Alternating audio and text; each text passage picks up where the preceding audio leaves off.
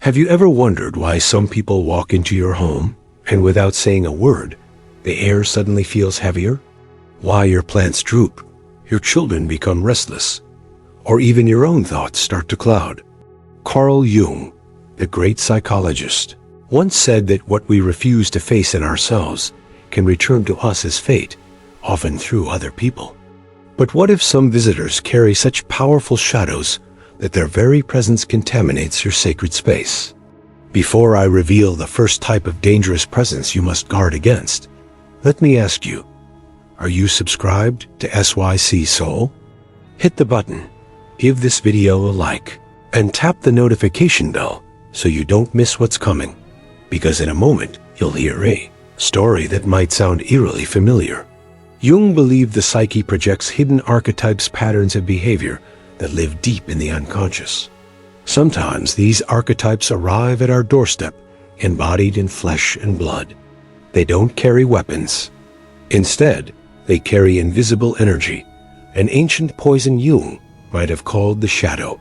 Take, for example, the story of Donna Terza. She was a widow, gentle and well-loved by her neighborhood. Her door was always open. Coffee for visitors, a bed for the weary, a smile for those in need.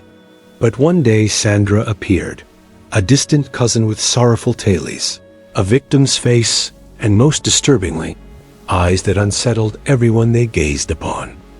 At first, nothing seemed wrong. Yet soon, the archetype she carried revealed itself.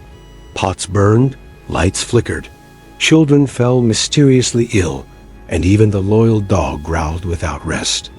Donna Terza, once vibrant, slipped into sadness as though her very soul had been drained. Here's where Jung's insight pierces the veil. Sandra embodied the archetype of the poison bearer, a figure whose unconscious envy and bitterness spread like a virus. To Jung, these patterns are not just personal flaws. They are ancient forces moving through us, often without our awareness. When you welcome them into your home, you are not just inviting a person, you are inviting their shadow. Have you ever noticed this yourself? Someone leaves your home, and suddenly the atmosphere feels polluted, as if they stole something intangible? That is no coincidence. It is the unconscious at work, using people as vessels of energy. Donna Terza eventually realized the truth. When she asked Sandra to leave, the shadows departed with her. The lights steadied, the children recovered. Joy returned. Jung would say the archetype had been banished from her psychic field. But here's the chilling question. How do you recognize these archetypes before it's too late? Carl Jung often warned that what disturbs us most in others is a reflection of something unhealed within ourselves. Yet there are visitors who embody their shadows so completely that they become archetypes of destruction. When such a figure crosses your threshold, they don't simply visit, they reshape the psychic atmosphere of your home.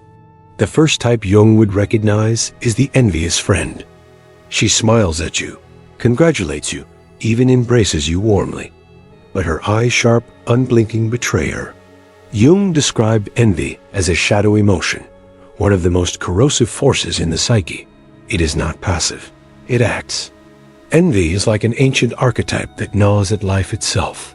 And when you let such a friend into your home, you let envy feed at your table. Have you noticed how blessings seem to fade after certain people leave? Plans stall, arguments erupt without cause, and even your sleep feels disturbed. Jung would say that your unconscious is absorbing their projection, carrying their unspoken resentment. You are not imagining it. Their envy has crossed the boundary of your walls and entered your inner world. The danger lies in disguise. The envious person rarely attacks directly. Instead, she praises your new job, then adds with a faint smile, "I hope you can handle all that stress." She admires your home, but whispers, "Careful, debt can swallow people whole." Each word is a small incision, a subtle curse.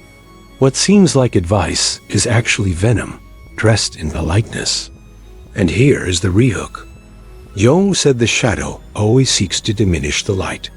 When you allow an envious archetype to dwell in your space, you risk losing your vitality. Have you ever felt suddenly drained, as if your energy was stolen, even though nothing material was taken? That is the archetype of envy at work, feeding on your spirit. If this resonates, write in the comments, "I have felt envy inside my house." Why? Because recognizing the archetype is the first step toward protecting your home. Jung believed that bringing the unconscious into consciousness weakens its destructive power. The moment you name envy, you strip it of its mask. But envy is only the first shadow.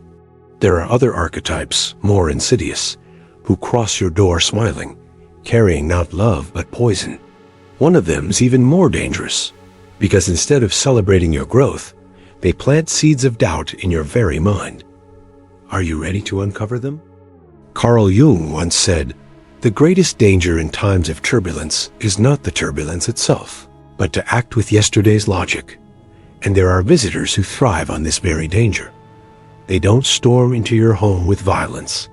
They sit calmly at your table, nodding as you share your plans, and then, with a single phrase, they plant a seed of doubt that can derail your future.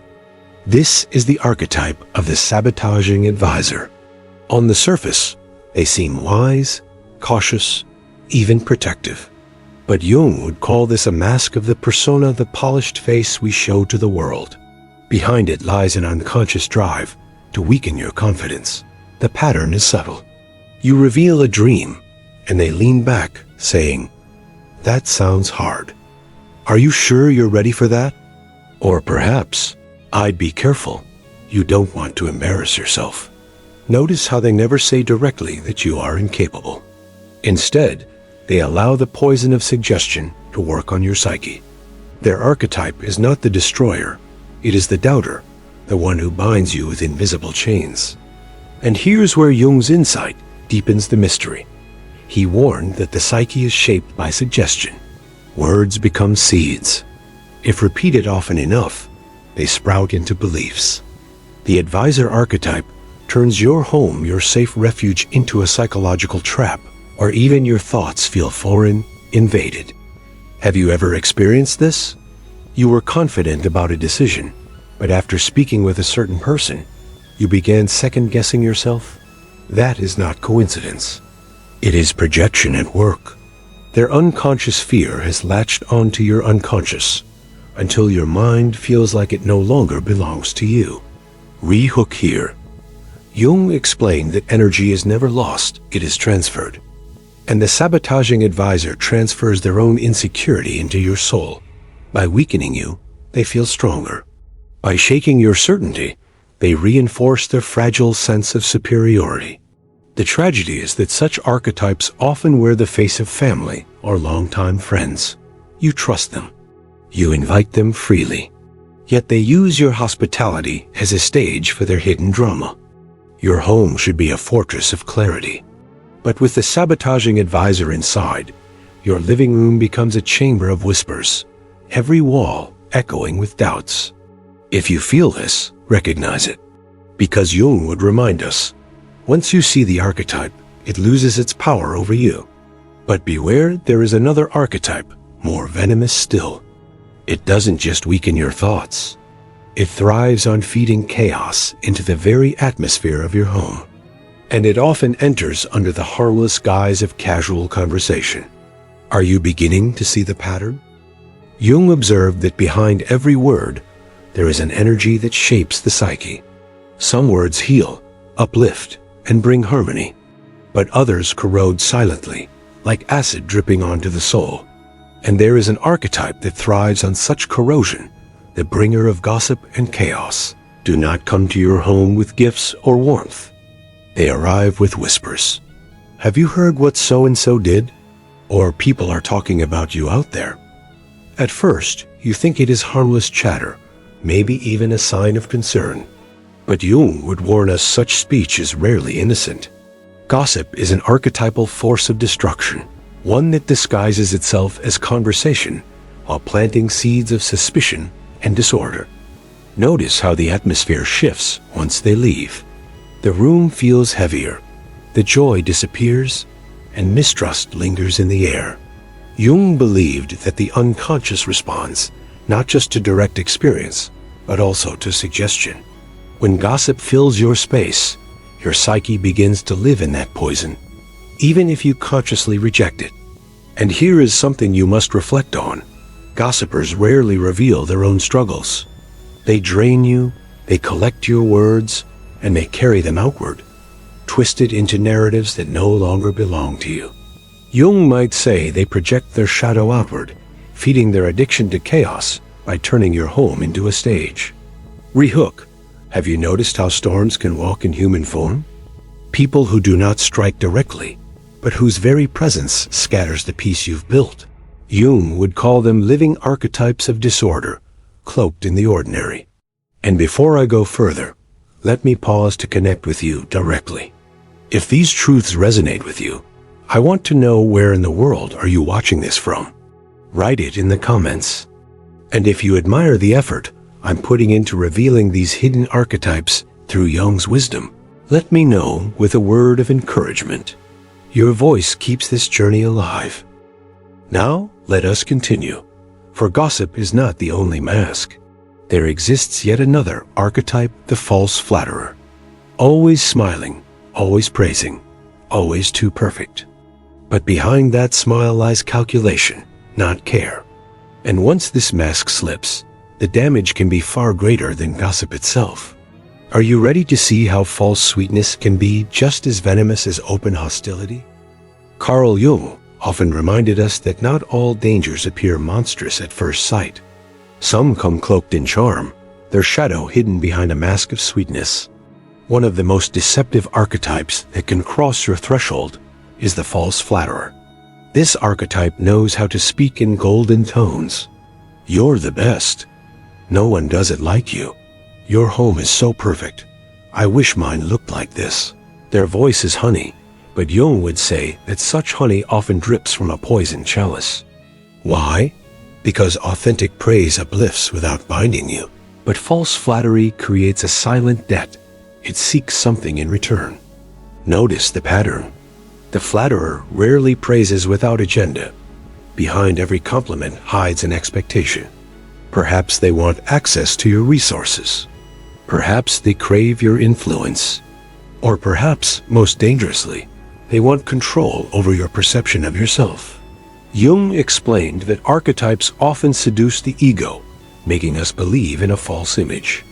The flatterer feeds that illusion until you cannot tell where your true self ends and their projected image begins. Rehook. Have you ever met someone who praises you so excessively that you feel uneasy, as though their words are less about you and more about what they want from you? That is no accident. It is an archetype acting through them. The false flatterer seeks to disarm you, so that when their shadow reveals itself, you are already vulnerable. Jung would remind us that this mask of sweetness is particularly dangerous because it bypasses our defenses. We are wired to resist open hostility, but we are far more likely to lower our guard in the presence of warmth. That is when the shadow makes its entrance. And this is why you must guard your home, not only against anger and gossip, but also against flattery that feels too polished, too rehearsed, too constant. Your energy is precious, and the wrong archetype can drain it with nothing more than a smile. Before I reveal the next archetype, let me remind you, if you find these insights meaningful, make sure you subscribe to my channel SYC Soul. Hit the notification bell so you never miss an upcoming video, and share this with someone who needs to hear it. Every share spreads Jung's wisdom further, protecting more homes from these unseen shadows. Now, we must prepare to face one of the most unsettling archetypes of all, the victim visitor. They don't flatter, they don't gossip, they don't even envy in the obvious sense. Instead, they drain your energy by endlessly weaving tales of their suffering, until your home becomes an altar to their pain.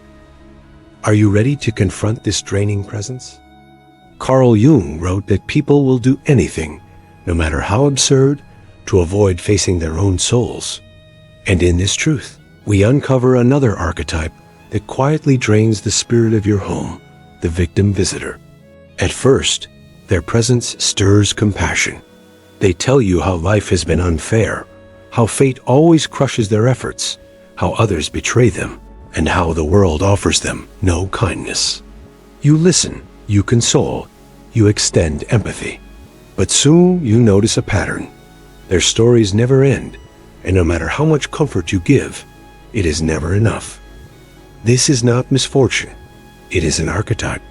Jung would recognize it as a projection of the wounded child or the martyr, locked in an endless cycle of helplessness. Such visitors bring their wounds into your home like luggage, and without realizing it, they unpack it in your living room, scattering their pain across every surface. Rehook. Have you felt it before? That sense of exhaustion after speaking with someone who constantly dwells on their misery, as though your energy was siphoned into a bottomless pit? Jung would say this is psychic contagion, the unconscious absorbing and carrying another's unresolved shadow. The true danger lies in repetition. The victim visitor never seeks healing, only an audience. Their pain becomes their identity, and by sharing it endlessly, they feed off your empathy. Slowly, the atmosphere of your home bends to their narrative. You begin to feel heaviness even when they are not present, as though their archetype lingers in the air, replaying their story through your walls. And beware, the victim archetype can be deceptively powerful. By refusing to take responsibility, they subtly pressure you into carrying it for them. Their helplessness becomes your burden. Their despair becomes your unease. Jung might remind us that this is not compassion, it is entanglement with another's shadow. So, what is the antidote? Awareness. Recognize when compassion turns into depletion. Jung believed that true healing comes from integrating the shadow, not feeding it. You cannot heal the victim by endlessly listening to their tales. You only strengthen the archetype. But remember, the victim is not the last shadow at your doorstep. There is another presence, one far colder, more calculated. Unlike the endless lament, this archetype thrives on control, bending your will through unspoken dominance. It doesn't train you with pity. It trains you with power. Are you prepared to see how control can disguise itself as love? Carl Jung taught that every psyche carries a tension between freedom and domination. When this balance is disturbed, an archetype emerges, the controller, also known as the dominator. Unlike the victim, who drains with helplessness, the controller thrives on power, bending others to their will under the guise of care. They enter your home with confidence, often masked as concern. Don't sit like that. It's not proper. You should raise your children differently. If I were you, I would never make that choice. Notice the pattern. Their words are not suggestions. They are silent commands. Jung would call this the archetype of the ruler in shadow form, one who demands obedience, not harmony. The danger is subtle, because the dominator often claims they act out of love. They insist they only want what's best for you. Yet, behind the mask of guidance lies the hunger to shape your life according to their vision. And here is the rehook. Jung warned that such projections are never about you. They reveal the other person as unresolved need for control. Their shadow cannot bear chaos, so it seizes your freedom instead. Have you felt it before? That creeping unease when someone rearranges objects in your home without asking, comments on how you should live, or insists that their way is the only right way. Your discomfort is not trivial. It is your psyche resisting domination. Jung would say that the soul knows when its sovereignty is being threatened, even if the mind hesitates to admit it. The controller archetype is perhaps the most dangerous because it does not merely visit, it attempts to colonize. Where the victim leaves sadness, the controller rewrites the rules of your space. Your home, meant to be your sanctuary, becomes their stage. You begin adjusting your actions, not because you agree, but because you fear the tension their disapproval brings. That is how domination plants its roots. And yet, there is something even darker, because the controller rarely admits to their true motive. They cloak control as protection, masking shadow as virtue. Jung would remind us, The most powerful archetypes are those we cannot name.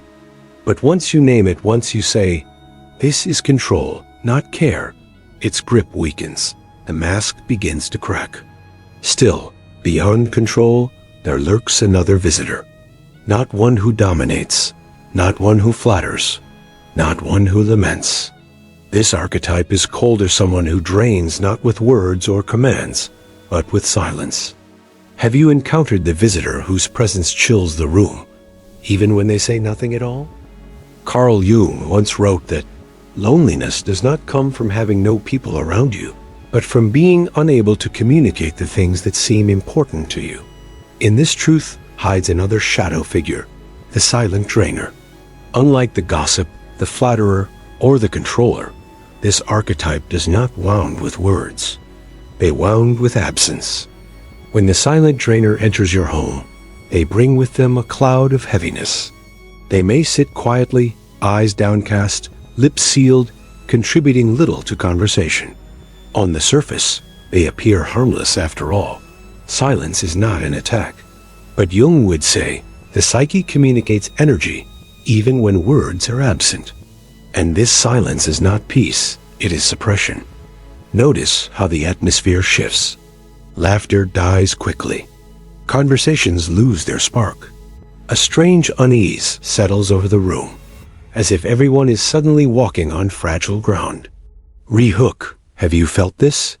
That strange discomfort when someone's silence weighs heavier than 100 words? Jung would recognize this as a projection of the shadow of repression. The silent drainer carries unspoken negativity, and by saying nothing, they force everyone else to carry it for them. The danger of this archetype lies in its invisibility. Because they don't attack directly, you doubt your own perception. You think, maybe I'm imagining this heaviness, but energy doesn't lie. Jung emphasized that what is unexpressed in one person will inevitably be picked up by others in a collective atmosphere. Their silence is a presence, and it drains vitality from your home like a slow leak no one can find. Some silent drainers may be filled with jealousy they dare not express. Others may be brooding with resentment, nursing private grudges. And some simply thrive on being an emotional weight, forcing others to work harder to maintain harmony. Whatever the root, the effect is the same. Your spirit feels smaller when they are near. Here is where awareness becomes power. Jung taught that by naming the archetype, we strip it of its mystery. Recognize the silent drainer for what they are, not quiet peace, but quiet erosion. Only then can you protect your home from their lingering shadow. But even beyond silence, there is a darker archetype still. This one doesn't drain by absence or whisper, it destroys by betrayal. It wears the face of closeness, only to twist that intimacy into a wound. Are you ready to face the visitor who turns trust itself into a weapon? Carl Jung warned that the deepest wounds often come not from strangers, but from those closest to us. In archetypal language, this is the figure of the betrayer, the visitor who enters your home, carrying the mask of friendship, loyalty, or even family, yet secretly harbors the intention to wound. The betrayer archetype is perhaps the most painful because it weaponizes intimacy. Strangers cannot betray you. Only those you trust have that power. They sit at your table, share your bread, and smile as though they belong. Yet beneath that smile lies the shadow of treachery. Have you ever noticed how some people grow strangely distant just before you learn they have spoken against you? Or how a friend praises you in your presence, but shares your weaknesses behind your back? Jung would call this a projection of the trickster archetype, where duplicity thrives in the unconscious. The betrayer does not only damage reputations or relationships, they rupture the psyche. Jung explained that betrayal is particularly destructive because it destabilizes our sense of trust, not only in others, but in ourselves. You begin to doubt your instincts. How did I not see it? Why did I let them so close? This self-doubt is the poison of the archetype, ensuring that the wound lingers even after the betrayer has gone. In the home, betrayal is like a shadow that stains the walls. A space once felt safe, but now it feels violated. You replay conversations, moments, subtle clues you ignored. The psyche, Jung said, hungers for meaning, and in betrayal, it keeps searching endlessly. Why? And here lies the greatest danger. The betrayer archetype rarely acts once. Having succeeded, they return, disguised again, weaving apologies or excuses until the cycle repeats. It is not merely one act of disloyalty, it is a pattern. But Jung would remind us of this. Every archetype reveals what is unconscious within us. Betrayal teaches us to sharpen perception, to recognize masks, to guard the sanctity of our home and heart more fiercely. By naming the betrayer, we reclaim our power from them. Yet beyond even betrayal, there is one final archetype, the most dangerous of all.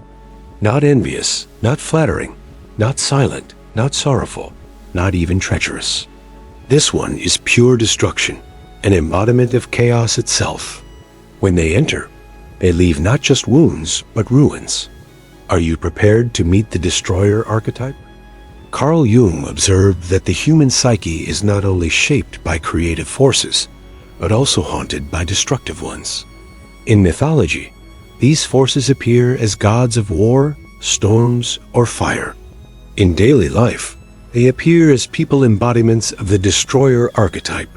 This visitor does not envy silently, does not flatter with hidden motives, does not dominate gently, and does not betray subtly. They bring with them raw chaos. Their presence unravels order, their actions disrupt stability, and their words ignite conflict like sparks in dry grass. Jung would call this an eruption of the shadow in its most primal form, unchecked, unrestrained, unmasked. When the destroyer enters your home, objects may break, tempers may flare, and harmony is torn apart. They thrive on discord. If peace is aflame, they are the wind that blows it out. If your home is a structure, they are the earthquake beneath it. Have you ever felt that after certain people visit, nothing remains the same, not the atmosphere, not your mood, not even your relationships? That is the fingerprint of the destroyer archetype. Their unconscious seeks to tear down what they cannot build within themselves. The danger of this figure is absolute. While the flatterer manipulates, the gossip whispers, the victim drains, and the betrayer deceives, the destroyer seeks only one outcome: collapse. Jung warned that unchecked destruction is often a projection of self-hatred. The archetype cannot live with its own pain, so it externalizes it, spreading ruin into every environment it touches. But here is where Jung offers hope. Even the destroyer holds a hidden lesson. In mythology, destruction often precedes renewal. The fire clears the forest for new growth. The storm purifies the air. Recognizing this archetype teaches us not to allow destruction to linger in our homes. Instead, we rebuild stronger, wiser, more aware of the shadows that seek entry. So now you have seen them all: the envious, the sabotager, the gossip, the flatterer, the victim, the controller, the silent drainer, the betrayer, and finally, the destroyer. Jung's wisdom reveals what they are. Not just people, but archetypes that affect the psyche, the home, and the energy of our lives. If this journey opened your eyes, do not let it end here. Subscribe to my channel, SYC Soul, like this video, and hit the notification bell so you never miss what comes next. Share it with someone who needs protection from these archetypes, and together, let us build homes guarded by awareness, strengthened by Jung's wisdom, and alive with true energy. Because remember, the shadows are always at the door. The question is, will you recognize them before they walk in?